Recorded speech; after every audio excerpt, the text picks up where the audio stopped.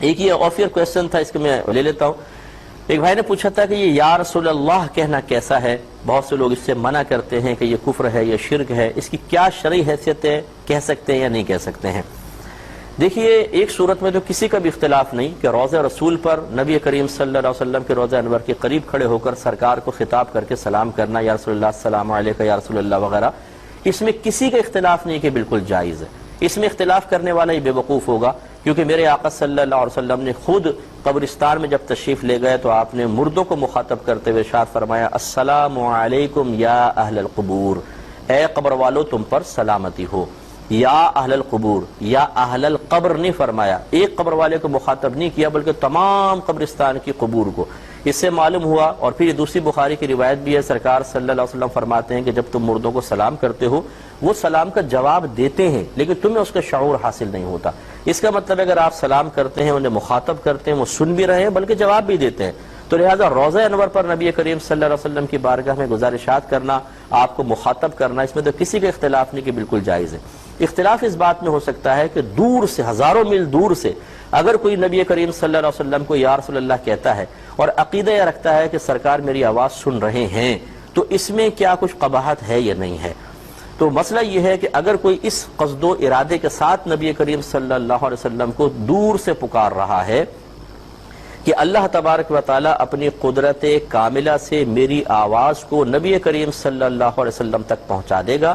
اور جب پہنچائے گا تو میرے آقا صلی اللہ علیہ وسلم سن بھی لیں گے، تو اس عقیدے میں بھی کسی کا اختلاف نہیں کہ بالکل شرعاً جائز ہے، کیونکہ یہاں کسی کی طاقت بشری پر اعتماد نہیں بلکہ اللہ تبارک و تعالیٰ کی قدرت کاملہ پر کامل نظر ہے، اور اللہ تعالیٰ اس پر قدرت رکھتا ہے۔ اس نے دیکھیں یہ موبائل کی ایجاد کی توفیق ہمیں دی ہے، آپ ابھی کال ملائیں، امریکہ کے اندر ایک سیکنڈ بھی نہیں گزرنے پائے گا کہ وہاں سے ایک شخص آپ سے کلام شروع کر دے گا۔ جب ہم عام لوگ ایک ایسی ڈیوائس ایجاد کر لیں کہ لاکھوں میل دور ہم فوراً اپنی آواز کو پہنچا دیں، اور لائیو میچز لوگ دیکھ رہے ہیں، ہزاروں لاکھوں میل دور میچ ہو رہا ہے، آپ گھر پہ بیٹھ کے بالکل ایسے دیکھ رہے ہیں جیسے آمنے سامنے، تو یہ چیز اگر قدرت کاملہ کے تحت ہو تو کیسے ناجائز ہو سکتی ہے؟ تو اللہ تعالیٰ اس پر قدرت رکھتا ہے کہ وہ ہماری آواز کو وہاں تک پہنچا دے، اور ہے بھی ایسا ہی کہ نبی کریم صلی اللہ علیہ وسلم مدینہ منورہ میں اپنی قبر انور میں جلوہ افروز ہے، اور پوری امت کی آوازیں وہاں پہنچتی ہیں، اللہ تعالیٰ پہنچاتا ہے، آپ سماعت فرماتے ہیں جیسے کہ درود پاک پہنچتا ہے۔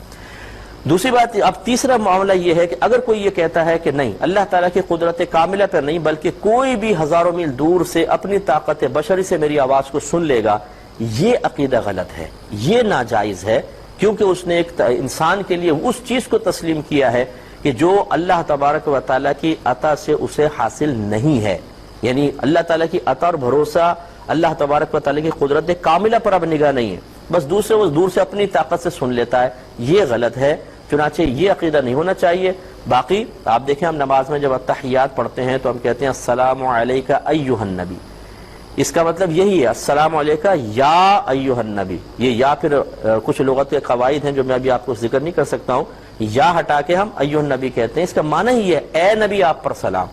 اب اگر دور سے نبی کریم صلی اللہ علیہ وسلم کو خطاب کرنا مطلقاً ناجائز ہوتا تو پھر اللہ تبارک و تعالیٰ التحیات کو نماز میں واجب قرار نہ دے دیتا کہ یہاں تو خطاب